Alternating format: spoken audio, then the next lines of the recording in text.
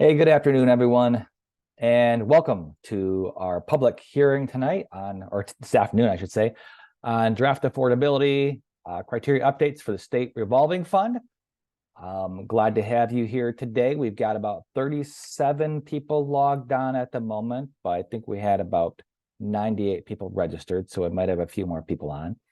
My name is Jim Ostrowski, and I work in the Environmental Support Division at Eagle. And I'm going to be moderating today's session. I will turn over to Mark in just a minute. Just to let you guys all know, we are recording this public hearing like we do all of them. And everyone who registered will be sent an email with a link to the recording in case they want to do it again or a later time. We also post all of our hearings up onto our YouTube channel afterwards.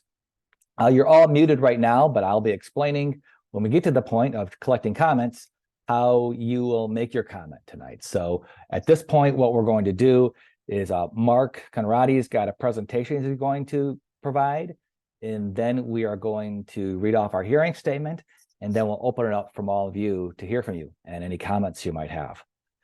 I think that's all the housekeeping stuff I've got, Mark, so you can go ahead and take it away. Thank you. I will try and steal the screen.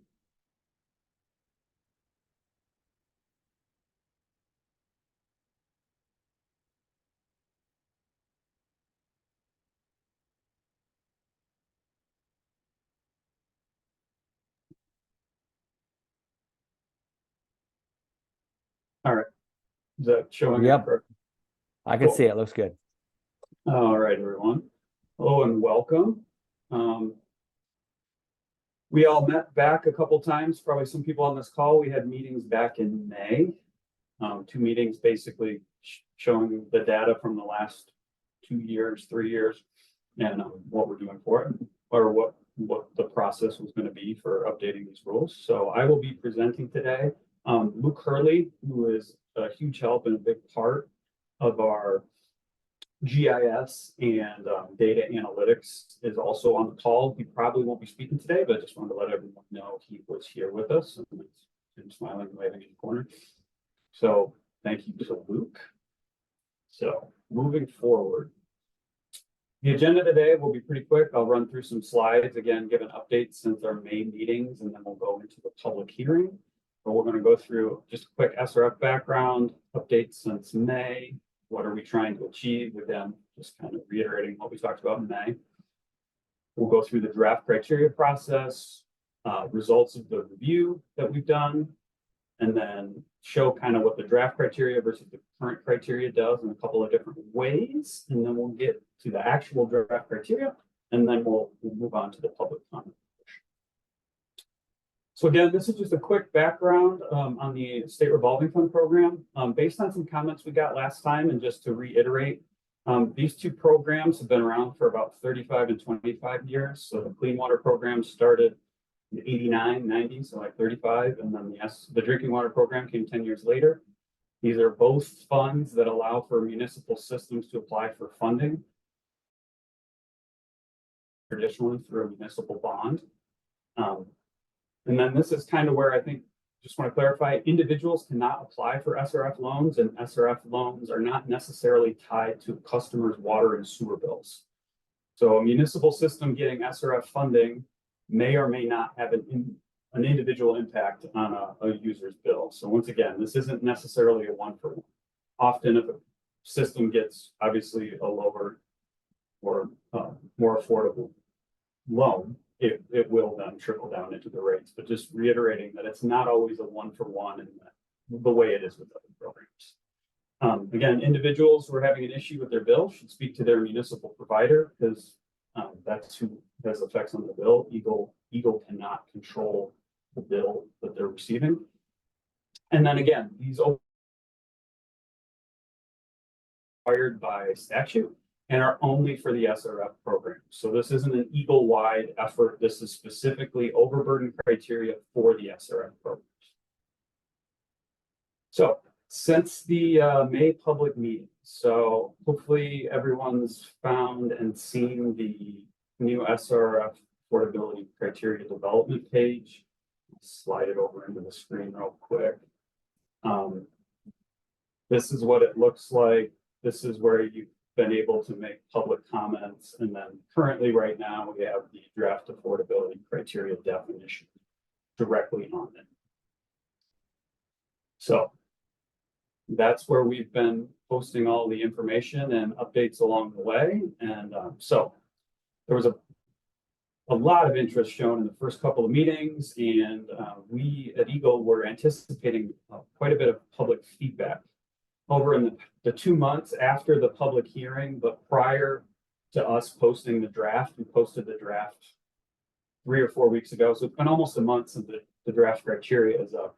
During that 2 months since the May meetings to our draft, we literally only got one public comment. So because of that, we had to proceed with determining the draft criteria without a lot of public input. And so it is what it is, but we were hoping to get a little more ahead.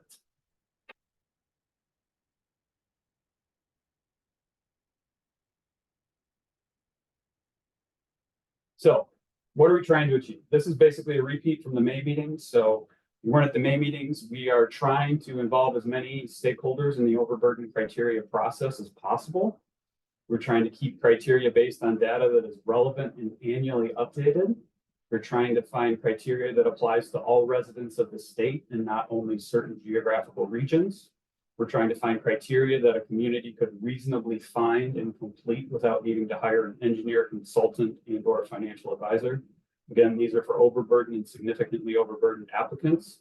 So the easier we can make the process, the better the process is. And then we would look for criteria that directs overburden scoring points to those most in need. So the draft criteria process, we gathered data from projects listed on the fiscal year FY24 and 25 project priority list. So again, it was an apples to apples comparison. FY26 we don't have yet because they are still, the priority list isn't. So then the data was merged with information that was received from projects applying for an affordability determination. So everyone that applied to receive overburden status. Projects that did not apply for status were deemed not overburdened. And then additional data sources were gathered from the American Community Survey 5-year estimates. And then additionally, Eagle consulted with EPA's Water Affordability Needs Assessment report to Congress, which came out last December. So it was nice. EPA hadn't had a paper out in a while that was specific to this, so it was nice to be able to look at some new data. So again, if you were here in May, we talked about this quickly, but what we did graphically along with our review was we took Eagle's overburden criteria and we looked at that compared to the former administration's CGEST map. So that was the Climate and Economic Justice Screening Tool, which was used for the prior administration's Justice 40 initiative. So their map looked at climate change, energy, health, housing, legacy pollution, transportation, water and wastewater, and workforce development. Versus Eagles, where we had median annual household income, taxable value per capita, and cost of service per average. We wanted to see how our data in the state of Michigan compared to the federal model, which looked at many more data points. So during the review process, again, since May, we've ran multiple simulations, tweaking the current criteria. And then we also tried some additional data points. One of the main ones being poverty percentage. So individuals living below poverty, because we thought that would be a good one to use, and have since gotten a couple comments suggesting that that's something we should also look at. And then again, we looked at EPA's Water Affordability Needs Assessment, that report I just talked about, as far as like to help determine like a baseline median annual household income threshold. Their term is high water burden. So ours would be overburdened. Sometimes it's been disadvantaged depending on what program or what specific thing you're looking at. So as far as the results of the review, all the reviewed simulations used real FY24 and 25 data. So It wasn't just a random smattering of what if, it was people who actually applied in the program, so everyone that was on those lists. And during that time period, Eagle's current criteria had 87% of applicants qualifying as overburdened or significantly overburdened, while the Justice 40 map only had 60%. So if we had used the map with all the additional criteria and the other things, it would have, a lot less people would have qualified. So the new criteria that is being proposed online, or the draft that is posted on the website, instead of now, by reducing those numbers, we looked at what it would do. And so we picked one that would get us to 58%. So, CJust showed 60% with the last one. So we lowered our criteria to see what would get something similar to that. So the proposed stuff on the website of that 80% MAHI threshold, 80% of the state median MAHI threshold, and also upping the user cost to 1.5% got us to this 58%. So very similar to what the old federal model used. The 1.5% raise. So currently we have a MAHI threshold of being under, or your average customer bill being over 1% of the median annual household income. We bumped that to 1.5%. In that EPA paper, they used a value of 3% and 4.5% to base their high water burden assessment. However, that was for both the water and sewer system. And in our programs, you apply for either drinking water or clean water separately. So we took their lowest percentage that EPA used in that paper, so 3%, and we cut it in half, meaning so drinking water would be 1.5, clean water would be 1.5.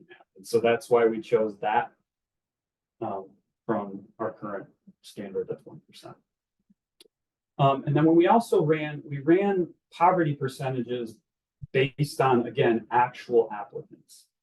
And when we did that, we found that there wasn't a good cutoff line that differentiated most applicants. So you'd either have to set the cutoff poverty rate at a rate that would almost eliminate everybody that currently qualifies, or vice versa. There wasn't like a really clear line drawn. So, as I said, there was one comment we got in that 2 months that was open. The end of last week, we got another comment talking about using poverty rate specifically. So eliminating the use of taxable value and eliminating MAHI and using poverty rate specifically. And this comment actually included specific target rates that they thought we should use. So we wanted to know what our current criteria and or draft criteria did when you involve poverty rates. So we took, back in May, we only had the FY24 and 25 numbers. Now, since everyone has submitted their FY26, we had all the FY26. We don't have the IUP, but we have everybody that applied for overburden status. So we took all of the applicants from FY26. So there are a couple hundred of these that we looked at. And then we took all of their poverty rates. And even if they were a regional system, we blended the poverty rates like we blend MAHI and like we blend taxable value. So when we did all of this, we found that the current rates, so this chart on the right, had the average. The black line is the median, and the green line, the green triangle is the average of those. But the current rules, so everyone that applied this year, their current rules had the median at 11% for communities that didn't qualify for poverty rate. It had the average, the median at 19% for applicants that qualified for overburden status. And it had the median poverty rate of 29% for communities that were significantly overburdened. And we found the graph on the left that would be the updated numbers with the proposed criteria. So with dropping these down, the proposed criteria doesn't do anything to the significantly overburdened definition. So those two stay the same, but it would tick up those percentages. So the average poverty rate for a not overburdened community would be 14%. And the average poverty rate, again, I'm saying average, I'm sorry, the median poverty rate for the overburdened status would tick up to 21%. So we found that the current criteria we're using of a combination of MAHI, which is an estimate from the census, and the taxable value per capita, which is an actual solid number from, it's not an estimate, it's from our state treasury. Everything that's on the census is an estimate, and some are better than others. But by using that combination of multiple indicators, it seemed to be getting us a very close, I guess, spread of poverty rates to the comment that we received based on where we should set our rates. So I guess it was kind of further helping us to understand that what we have in place seems to be getting about what people in the community and the state think we should be getting as far as where the numbers fall. This is going to be hard to read. We'll post online. The one on the right you've seen before, that's been on our site since January, I think. But basically, it's just to show the bottom percentages. That's just to show on the right the current rules where Eagle's current rules show that 87% of people qualify. On the left is the proposed rules. So in FY24 and FY25, if we have the proposed rules, only 58% of the applicants will qualify as overburdened. We have gotten, again, anecdotally and in comments throughout the past couple of years, the concern that with so many people qualifying,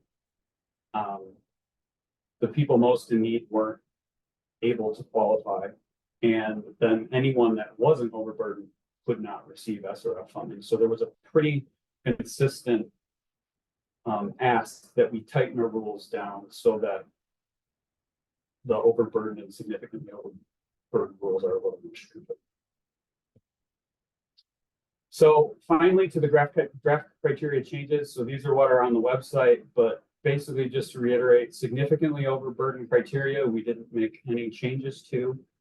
The overburdened criteria, so the change there was the MAHI threshold moved from below 100% of the statewide average to below 80% of the statewide average. And then the cost per REU or residential equivalent unit or average customer moved from exceeding 1% of that system's median annual household income to now exceeding 1.5% of the median household income. So those are the two changes that Eagle is proposing, and that's where we're at now. So I am going to leave this up during the comment period so that everyone can have it. But again, public comments will be open through August 29th, 2025 at 5 p.m. Eagle welcomes comments throughout this period. There's a mailing address that they can be mailed to, or below is the email address that will get sent right to us. And then again, if you haven't already, that website, the website that we will, well, again, shortly after this presentation, later in the week, we'll update and we'll put the hearing recording up as well. But here's where you can go ahead and make that comment directly to us if you want, and then look at the definitions. So I will leave this up. I will go now into my blurb, the official public hearing chat. So I'll go through it, and then Jim will help me out with moderating.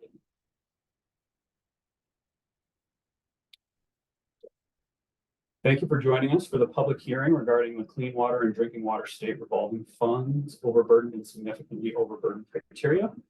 My name is Mark Conrady, and I will serve as the hearing officer for the draft state revolving funds overburdened and significantly overburdened criteria for fiscal year 2027 and beyond. Hearing agenda. To describe how we will proceed this afternoon, I will begin with some background information about why we are here today. I will then describe the purpose of the hearing and how your comments will be used. Following that, I will outline the procedures under which we will take your comments, and then describe what will happen after today's hearing. It will then be your turn to provide comments. Eagle will spend time today listening to those comments and will consider all comments, both written and verbal, over the coming weeks. At the end of the hearing, I will provide a short summary and closing. Background information. The Water Infrastructure Funding and Financing section of the Finance Division is responsible for the Clean Water and Drinking Water State Revolving Fund programs. Public Act 132 of 2022 revised Public Act 451 of 1994 and now allows for the SRF's overburdened and significantly overburdened scoring criteria to be updated no more frequently than every 3 years. The current criteria have been in place for the FY 24, 25, and 26 loan cycles, and Eagle has reviewed and proposed updates to the criteria. We are here today because this is an opportunity for interested people to present evidence and comments on the draft overburdened and significantly overburdened criteria for fiscal year 2027 and beyond. Purpose of the public hearing. The updated legislation requires that a public hearing be held and a public comment period be provided for any changes to the proposed overburdened and significantly overburdened criteria. Eagle held 2 public meetings in May, and the official public comment period has been open since that time. This will be the official hearing on record, and additional time will be provided to receive and evaluate written public comment afterwards. Eagle has maintained a website since January 2025 outlining the procedure for making changes to the criteria. All information for the process, along with the data associated with it, has been maintained here. The draft criteria, which were presented moments ago, were available on Eagle's website beginning July 18th. Additionally, Eagle has sent out multiple GovDelivery listserv articles about the process, along with links to the website. This public hearing was also posted and available on Eagle's public outreach calendar.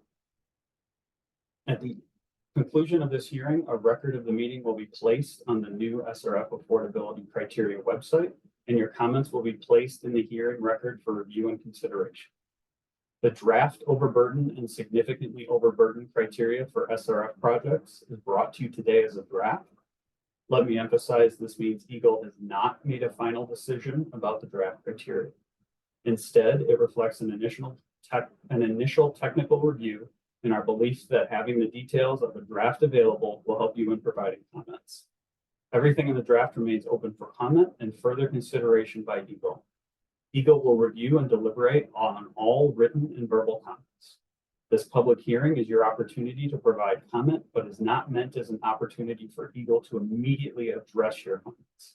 We will listen and not respond during the hearing. Eagle looks forward to your input on the draft overburdened and significantly overburdened criteria. Procedures. I will now outline the procedure that we will use in taking your comments. To ensure that this hearing is conducted in a fair manner, we will follow these steps.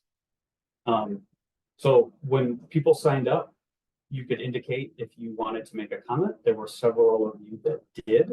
So Jim will go ahead and call those individuals first. After that, if you are participating via the Zoom app, please raise your hand and the moderator and Jim will call on you in the general order in which your hands were raised. If you are then after that's done, if you are participating via telephone, the moderator will ask for any comments after all the Zoom app participants have spoken. When you are called, please state your name and group, association, or municipality if you represent any, and then make your statement. If you have written comments or materials you would like to present, please submit them via email or mail. Each person will be given 5 minutes to make comments. Please begin wrapping up your comments at the end within the allotted time. If need be, the moderator will indicate when your time has ended. How this information will be used. Your comments will be a part of the information Eagle will consider in making its decision on the final clean water and drinking water overburden and significantly overburdened criteria for fiscal year 2027 and beyond. This document, when final, will provide the criteria to receive overburdened or significantly overburdened status for state revolving fund loans beginning in fiscal year 2027. The public comment period will be open through the close of business on August 29th at 5 p.m. Additional information can be submitted until then. Written comments can be submitted to Eagle-Finance Division, Water Infrastructure Funding and Finance Section, P.O. Box 3457, Lansing, Michigan 48909-7957, or via email to eagle-wifs@michigan.gov. Please put SRF Overburdened Criteria comment in the heading. Thank you for your attention. I'll now hand it over to Jim to say what he needs. All right. Thanks, Mark.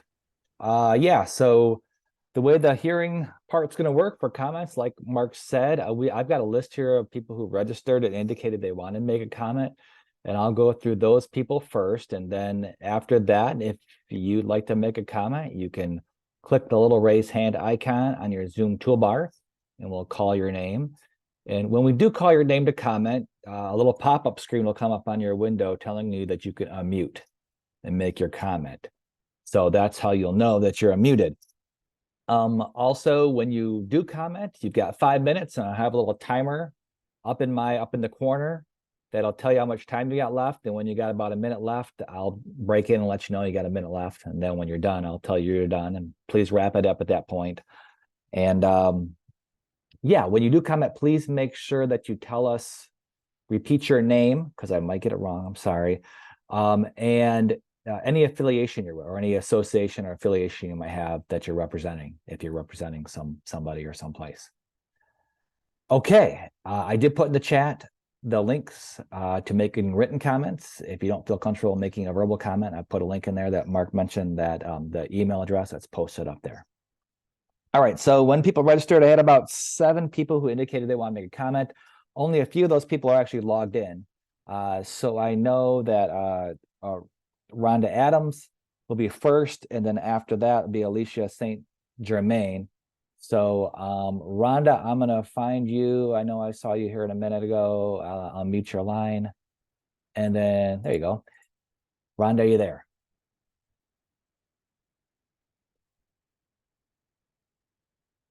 Rhonda, you should be unmuted, and you can kick us off with the first set of comments. If you're there, we can't hear you.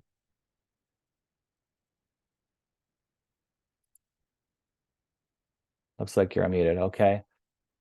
Well, if you do change your mind, you want to comment, we'll come back to you again. You can raise your hand later. We'll go to Alicia. So Alicia, you should be able to mute your line.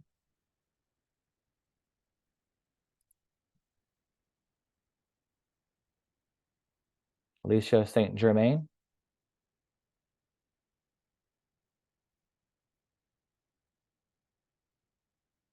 All right. Well, we can come back to Alicia in a minute. I'm not betting too well here. The next person was Kristen. Let's see if Kristen is in. So Kristen Haitian. Kristen, are you there? Hello. There you go. All right. Finally, we got somebody. Okay. Yeah. Kristen, you can go ahead. You want to repeat your name, and you got 5 minutes to make Yes, thank you. My name is Kristen Haitayan. I am with Freshwater Future, a Great Lakes focused, Michigan-based binational 501c3. Thank you so much for this opportunity to comment on the updated definitions. Our recommendations consist of 2 things. First is to eliminate the weaker criteria that lack a research base and may not be statistically sensitive for the purposes of this definition. And 2, to add in the percentage of poverty for the project service area. While it is challenging to create a perfect definition of overburdened communities, there are critical improvements that can ensure that these funds keep basic life-sustaining water flowing in the most disadvantaged communities. The first recommendation, and I will say that I will not be citing all of our research, but that will be that is in the full letter that has been submitted. First, we recommend removing median household income, taxable value per capita, and annual user cost as a percentage of median household income as criteria. All three of these lack an evidence base that supports use in this context and are, like I said, fully addressed, but I will give you a few points here. MHI has poor correlation with poverty and other measures of economic need. It has poor statistical sensitivity across diverse populations, and it hides the impact of rate increases among the poorest residents. For annual user costs as a percentage of MHI, research has also found it's been lacking in theoretical or empirical bases and was originally used for the sake of negotiating regulatory compliance and not necessarily to help determine affordability or disadvantaged status for state revolving fund purposes. Third, taxable value per capita. While yes, this is an statistic used in our state's treasury, this is not really researched or well explained or documented. There isn't much information posted anywhere, so this is not currently an appropriate indicator because it has not been studied or used for this context. Our second recommendation is to use the community's poverty rate as a qualification for both definitions. We suggest thresholds for each of the definitions, overburdened being 20 to 30%, and significantly overburdened where the percentage in poverty should be over 30%. Research finds that measures of poverty are more accurate and sensitive to capturing the communities with strongest need. And when asked to highlight alternatives to MHI or percentage of MHI, many stakeholders and researchers have concluded measures of poverty will better capture the communities with vulnerable low-income ratepayers. Again, we thank you for the staff and the SRF program, the finance division for your hard work through this process, and have a good day. Thank you. Great, thanks, Kristen. All right, that made it through my list of people who said they wanted to comment ahead of time.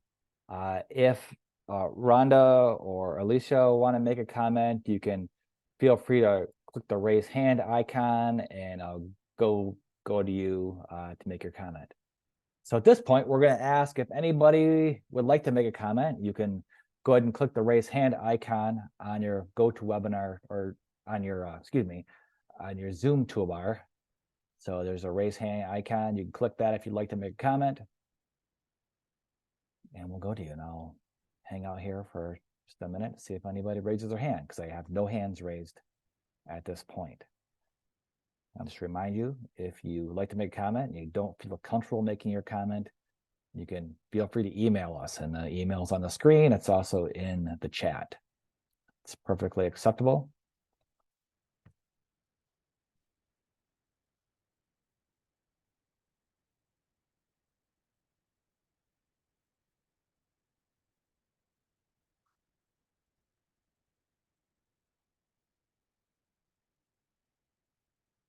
Okay, with that being said, Mark, I do not see any other hands raised to make a comment.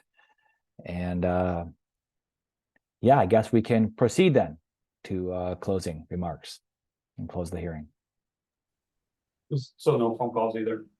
We have no one on the line as a call-in. So I should mention, thanks, Mark. We have no one who is on the phone. If somebody were on the phone, they'd be able to hit #2, and that would raise their hand. Thanks. So yeah, and like you sort of said, please feel free to continue to email us too. You said we'll be open through August 29th. Thank you for your comments and cooperation today. We appreciate your interest in the Clean Water and Drinking Water State Revolving Funds Overburdened and Significantly Overburdened Criteria, and that you took the time to participate.